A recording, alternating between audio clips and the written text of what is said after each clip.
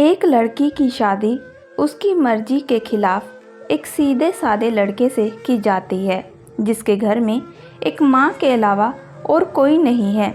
दहेज में लड़के को बहुत सारे उपहार और पैसे मिलते हैं।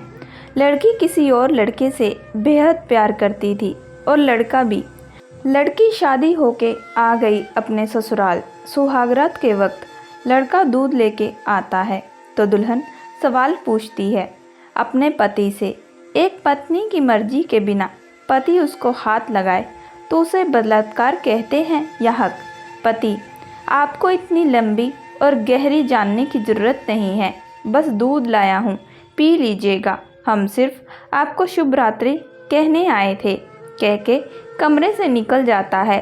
लड़की मन मारकर रह जाती है क्योंकि लड़की चाहती थी कि झगड़ा हो ताकि मैं इस गंवार से पीछा छुटा सकूं।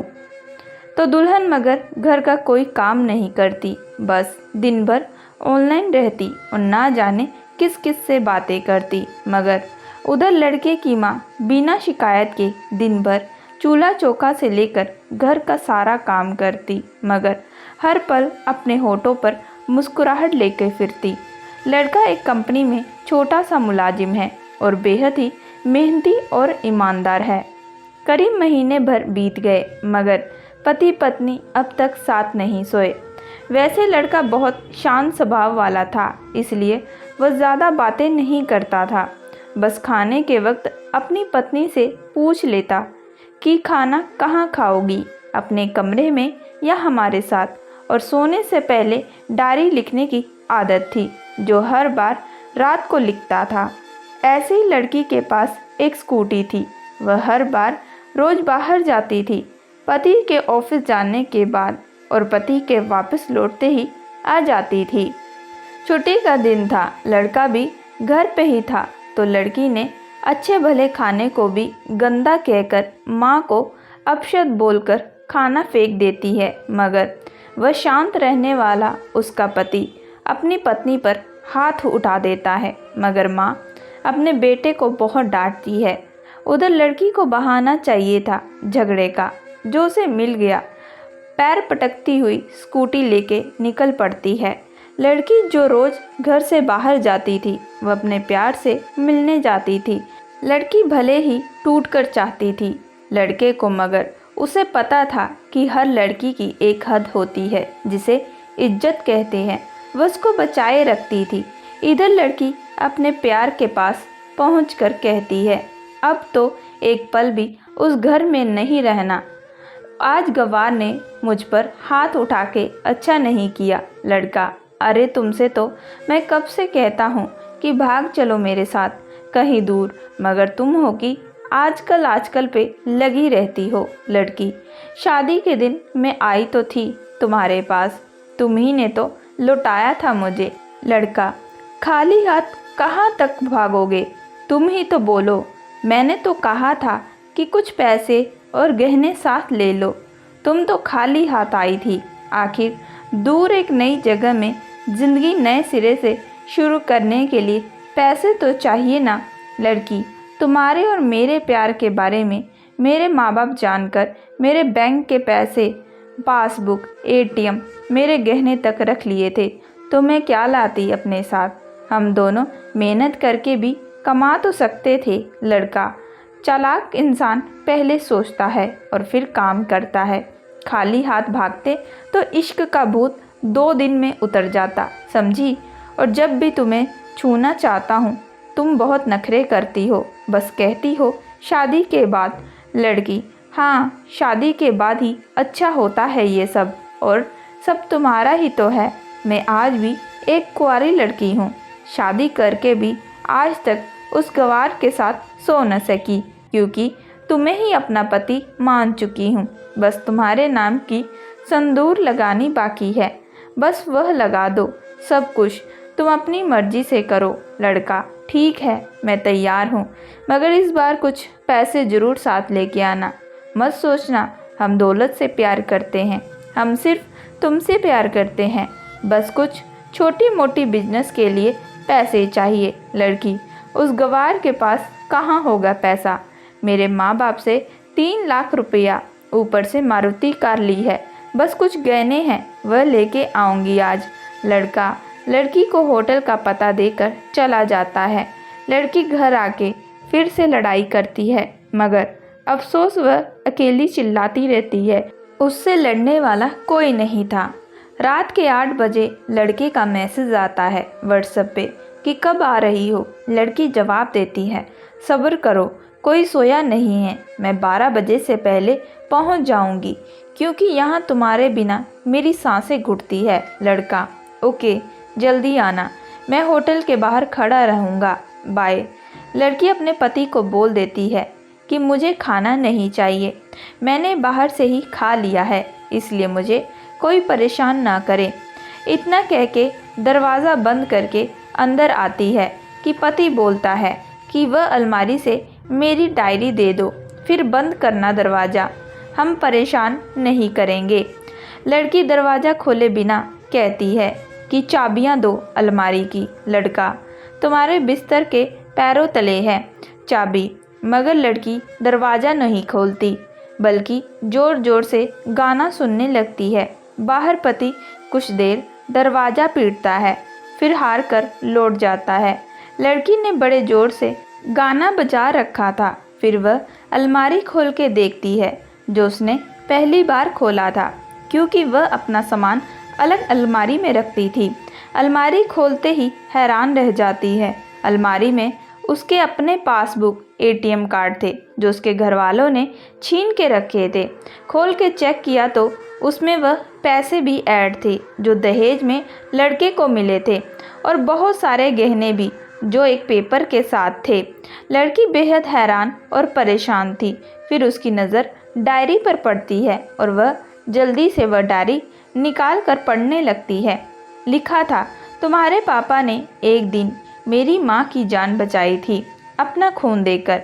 मैं अपनी माँ से बहुत प्यार करता हूँ, इसलिए मैंने झुककर आपके पिता को प्रणाम करके कहा कि आपका ये अनमोल एहसान कभी नहीं भूलूंगा। कुछ दिन बाद आपके पापा हमारे घर आए, हमारे और तुम्हारे रिश्ते की बात लेकर, मगर उन्होंने आपकी हर बात बताई हमें कि आप एक लड़के से बेहद प्यार करती हो। आपके पापा आपकी खुशी चाहते थे, इसलिए वह पहले लड़के को जानना चाहते थे। आखिर आप अपने पापा की प्रिंसेस जो थी, हर बाप अपने प्रिंसेस के लिए अच्छा ईमानदार प्रिंसेस चाहता है। आपके पापा ने खोज कर पता लगाया कि वह लड़का बहुत सी लड़कियों को धोखा दे चुका है और पहली शादी भी हो चुकी है, पर आपको बता न सके, क्योंकि उन्हें पता था कि ये जो इश्क का नशा है वह हमेशा अपनों को गैर और गैरों को अपना समझता है। एक बाप के मुंह से एक बेटी की कहानी सुनकर मैं अचंभित हो गया। हर बाप यहाँ तक शायद ही सोच सके। मुझे यकीन हो गया कि एक अच्छा पति होने का सम्मान मिले ना मिले, मगर एक दामाद होने की इज्जत मैं हमेशा पा सकूंगा।